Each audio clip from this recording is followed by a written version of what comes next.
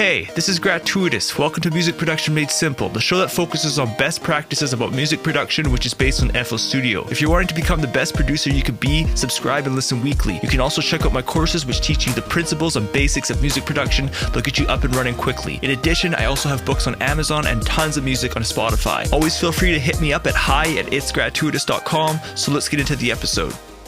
All right, hey, what's up, everybody? Welcome to episode number 13.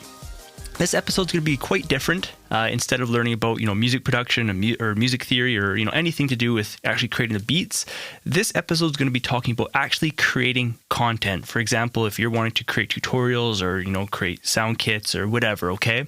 The industry has kind of gotten to that point where it's hard to sell your music for like the average person. And so most people are kind of, trying to find like that side hustle in a sense of, selling courses, selling sound kits, selling templates, whatever it is. Okay. So I just want to talk a little bit about my process, how I have started, creating content as a beat maker when it comes to, if you want to, again, release like tutorials on YouTube and stuff like that, okay? So the title of this episode is called How to Create Content as a Beat Maker. One thing I want to share with you is that I am releasing a new course, okay? It's going to be releasing the beginning of September. So really, really close here. I'm done recording. I just have to edit it up. It's going to be called 10 Steps to Become an FL Studio Pro. And what's really, really cool about this course is I just got a green screen. Okay. So you're able to see me with like no background. It gives it a really, really cool and personal touch to the course. In addition, I also got a Wacom tablet. If you don't know what those are, I do suggest you look them up. It's what people use to like draw and like Photoshop and stuff like that. But it's something that Khan Academy, what he has done, in his tutorials when he's drawing and teaching you at the same time. And I wanted to kind of take like that same approach. And that's what I did in this course as well. So I actually draw with you and teach you, digital audio and stuff like that. So this is going to be a really, really cool course. Again, it's going to be called 10 Steps to Become an FL Studio Pro. So the first question that you may have when it comes to creating content and recording your screen is, what software do you use? So the industry has come a really, really long way. In my early years, I used like Camtasia. It was quite, it was expensive. I think it was like $300 at the time, and it allowed me to create, pretty high quality videos. But in many areas, it was kind of like restrictive. And then I was introduced to OBS, Open Broadcast Software, and that's currently what I use for my courses, tutorials, and it's just so flexible. And the benefit of it is, first of all, it's free. It's open source, okay? It also allows you to record at 60 frames per second to give you like that really nice smooth look, especially when it comes to music production, 30 frames versus 60 frames. That 60 frames in music production, it just looks super smooth, super, it's just more enjoyable to watch with your eyes and learn, okay? So with that said, so I use OBS, Open Broadcast Software. It's an awesome program. I'm very, very grateful for it. Without it, my business wouldn't be as high quality when it comes to my courses as it is. So when we're talking about OBS, when you go to actually record, so you can actually be using like a CPU encoder, or you can be using like your video card. I believe that the CPU gives you a little bit higher quality, but the thing is with music production, your actual music program, your DAW, it's really CPU intensive because music production is solely based on your CPU. It's not like, creating like video games or something where you can at least, or even like Photoshop, where you can like offload some of the processing to like a video card. Music production is all CPU based. So if you are trying to record with OBS on, with a CPU encoder, and at the same time you have like a really large project, so that can be really hard on your CPU. So in my later years, I've started to use the video card encoding. And what this does is there's no weight on my CPU when I'm recording, which is awesome. So therefore, if I'm going to actually use a huge project inside the course, the video card gives you, awesome performance and awesome results as well, okay?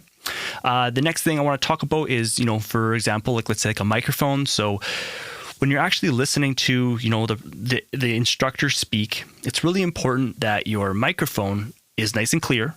that there's no background noise or anything like that. Okay. So in my early years, in my early tutorials, I was using like a condenser microphone, and, these are good microphones. Like, they capture really high quality, but you have to make sure that your environment isn't noisy. For example, if someone's, cutting the lawn outside, or even like your computer fan, this microphone can pick up this noise, and it's just really annoying. It's distracting to the student, and it makes you look unprofessional. So you can maybe take like the approach of like a lavalier microphone, which I just used in this course. It was a pretty cool approach. I'll talk a little bit about that in a second. There were some learning curves I had to go there, because you can't just use phantom power on a lavalier microphone. But in my later years, I started to use a Shure SM7B, which is a dynamic microphone. So it isn't as sensitive. You have to drive it a little bit harder, which is good, because that's what I'm talking to you on right now. It gives you a really high quality sound. And in addition, if I be quiet for a second, it's not picking up much noise, right? So that's just the benefit. It allows your actual course to be really high quality.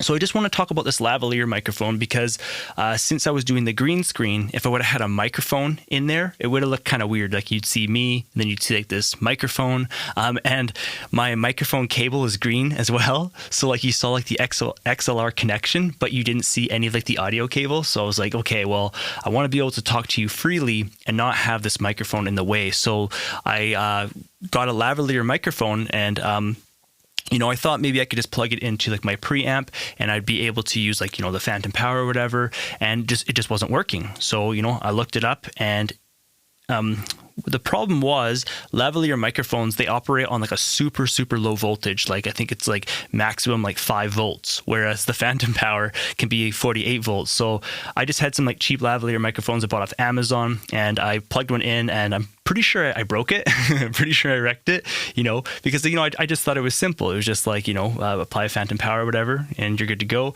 But that's not the case. So my workaround for that was, I have a Zoom H4n. And I bought this a long time ago. This is like a little sound recorder, and it has been probably my absolute favorite tool that I've used, and it's been so helpful in so many different areas. Like, this is the microphone I used if I want to record into like a DSLR camera or anything like that. So you can look it up. It's called the Zoom H4n. You guys can even opt in to like the Zoom H1, because really you just need it for recording purposes. But what I ended up doing was I ended up plugging my lavalier microphone into the H4n, and then out of the headphone jack, I plugged that into my preamp, and then I sent that into my audio interface. I sent it into the preamp because I have a channel strip. It allows me to use EQ, compression, DS, and stuff like that, just to kind of, fine tune that actual recording before it goes into my computer. And then once it goes into my computer, which I'll talk to you in a moment, I use Vegas Pro, and I'll actually process the audio in a sense of EQ and compression and stuff like that. But see, when it came to the H4n, it also came with like a power adapter, so I could literally just plug it into the wall, turn it on. I didn't have to worry about batteries.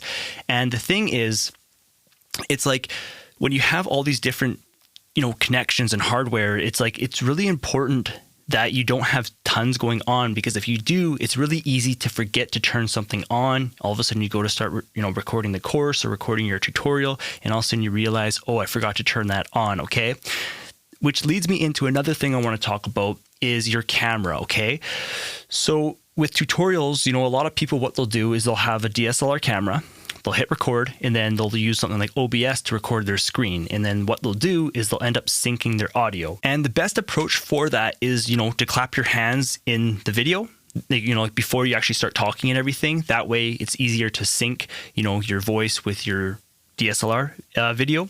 But over my years, I end up getting like a clapper, right? So for example, it sounds like this. Okay, so like you're able to write like the role, the scene. I don't write anything on there, but it's nice just to have a nice tool like this. You put it in front of the camera. Again, I'll play it one more time. So like, if I actually just drop the clicker or like the clapper, that's what I would do. And then inside my video editing program, I can just simply sync them up nice and fast. Okay, if you were going to go that approach. Now, in my opinion, I like just to use OBS and actually record my DSLR camera at the same time as I'm recording everything. It's just been the easiest way to do it, because I don't have to worry about, two separate audio, two separate files. For example, let's say the video ended up being, a half hour long, right? And most of these DSLR cameras, they max out at a half hour. So it ends up creating, two separate files for you. So let's just say it maxed out at, half hour. So now you actually have your DSLR file. Now you actually have your OBS screen recording file. So now you have two files. Whereas if I just record it all at once, all that information is in there. Now your voice can be out of sync. Okay. So it is important that you do some test runs, making sure that your voice, if you want to share yourself in the video, but really, if you are in the video, it's more personal for your watcher, for your viewer. But one of the problems with this is when you do have your DSLR camera and recording the screen, those are two separate files, which means that you can easily remove your DSLR video out of the editing whenever you want. That's a nice flexibility. When I do record it all at once, I really don't have that option unless inside of OBS, you're able to create like scenes and stuff like that. You can quickly kind of switch in between that stuff. But it's just kind of knowing the pros and cons and the convenience. Over the years, I've just found recording everything in OBS all at once the simplest way to approach it. Again, you just want to make sure that your voice is in sync and stuff like that, okay? So let's talk about, how to record your video camera a little bit further with OBS, okay? So probably the easiest way to get started with video and stuff like that to create tutorials is to use OBS and get like a webcam. That way, you can record yourself and OBS at the same time. Again, just make sure that your audio is in sync. You also want to set it up that your microphone is a different audio source than your desktop audio. You're able to do this inside of OBS so that when it records into MP4 format, some people also use like the MKV because if your actual software crashes, the MKV is still retrievable, whereas MP4 is not. But anyways, you want to make sure that your voice is on one audio insert, and then as well as the desktop audio is also on an audio insert. And the reason for this is that, again, if your voice is out of sync with the video or whatever, you can simply kind of nudge it over. Or if you want to kind of mute your voice, for example, if the background audio is playing, like let's say the beat or whatever, you can easily just kind of mute out background noise. It's just more flexibility, okay? So the webcam is probably the easiest approach. The DSLR is a step up. But again, you use the DSLR and the OBS at the same time, but you just got to make sure you hit record. You would just clap into the video, and that's a good way to get started. Over my years, I have actually started to use a capture card, okay? So the DSLR camera plugs into this capture card inside of my computer, and it plugs in with a PCI Express slot, okay? And that allows me to capture my camera into my computer. So I'm able to get the nice DSLR image right into my computer. Therefore, I can record my camera and OBS at the same time. So, sounds simple, right? Well, there's always little downfalls like this, no matter what you're doing. I'm sure probably no matter what industry, there's always these little kind of gotchas, and it's kind of annoying, okay? So when it comes to this capture card, the audio sync really is a problem. So like I was saying, you really have to test, and there's an option for you to kind of like delay audio and stuff like that. So you're going to have to play around with this. And the thing is, from what I've discovered, is even if you set it up perfect for one recording, for the next recording, sometimes it can trail or kind of lag a little bit. So as long as it's in like the ballpark, and then again, I'll just use like the little clapper into the video, even with OBS and the capture card, it's just a nice little confirmation. And then again, at the beginning of the video, I make sure that everything's lined up. I can just kind of nudge over my voice if I need to, and then that is easy. And now even to put even a little further twist on this, so over my years, I was always using a camcorder, okay? A camcorder doesn't allow you to get that kind of like bokeh effect, that kind of depth of field. Whereas a DSLR, you're able to, change out the lens, and you're able to get, allow like more light in, or, a lens allows you for way more flexibility, a better image and stuff like that. So the reason why I'm telling you that is the camcorder was really awesome in a sense of you were able just to turn on the camera. It would do autofocus without showing on the actual screen. Like, for example, these DSLR cameras, when it does autofocus on your face, it actually kind of follows you around, right? With the DSLR camera, I haven't been able to figure out how to remove it. I've done lots of research. Currently, I use a Canon M6. It's a mirrorless camera. And so what I have to do for this is I actually have to set it to manual mode. I'll put the microphone where my head is about, and then I'll just kind of manually focus, and then therefore I'm able to get the nice Canon I have a nice lens, and I'm able to get a good picture, but I'm not able to autofocus. And that's sometimes annoying because when you're talking, sometimes you might want to share something into the camera or something, and yeah, so that's just kind of annoying that way. But with the camcorder, I had a Canon HF-R40, I think, and that was great in a sense of it was able to autofocus and stuff like that, but I wasn't able to kind of get like that depth of field, and it just didn't, like, it looked high quality, don't get me wrong, but with the M6, it's even higher quality. It looks a little bit cleaner. But now, from the mirrorless camera, the Canon M6, to the camcorder, here's the problem. The Canon M6, I can make it so that the screen never turns off, but this camera, it will always just kind of shut down temporarily every 30 minutes, okay?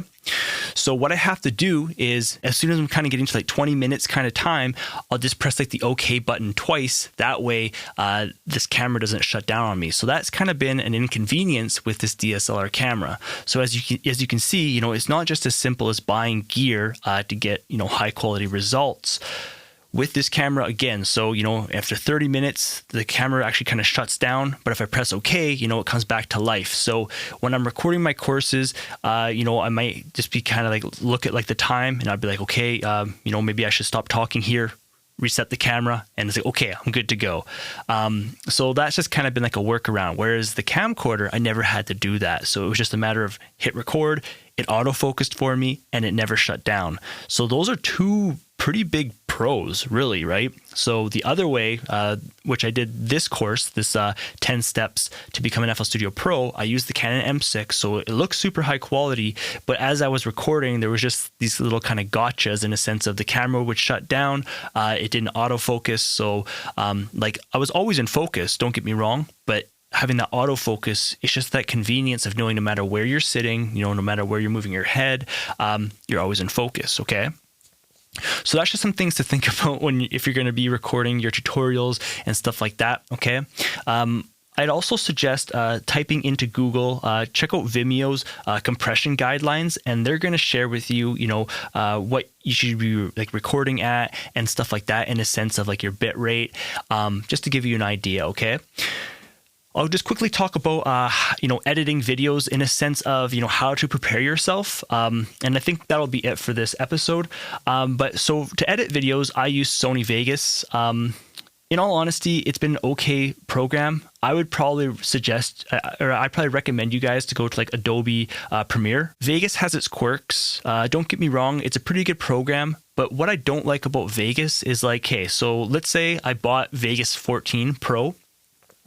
Now, let's say, all of a sudden they come up with 15, they actually start putting pop-ups on your desktop and say, oh, like 15's here. And like, even if you go into the settings and disable stuff, these pop-ups still come. So like, I really feel that that's really unprofessional. And so for myself, I don't always upgrade software when when a new version comes out. Many times I'll wait like 2 or 3 years. I'll wait for all these new features to kind of come out, and then when I upgrade, now it's like I'm getting a big upgrade, right? So I actually upgraded from 14 to 16. They had a deal going on. And I was like, okay, let's upgrade. And now 17 is coming out, and again, they're giving me like these pop-ups, and it's just like, that's so unprofessional. I find it very rude to a customer. So that's one down thing about Vegas. I find that really annoying. Another reason why I suggest going to Premiere is it just seems way more fluid and way more efficient in their process. Vegas, like I said, it has a lot of quirks and stuff like that, especially when it comes to like exporting video and working with different file formats and stuff. Don't get me wrong, every software always has its quirks. Vegas works. I'm able to get high quality out of it. I've just had to kind of learn the software to make it work for me, okay? The last thing I want to say about editing your video, especially for like a course or even like your tutorials, is it's really important to set your levels in a sense of your microphone, okay? So right now I have like my setup, set up.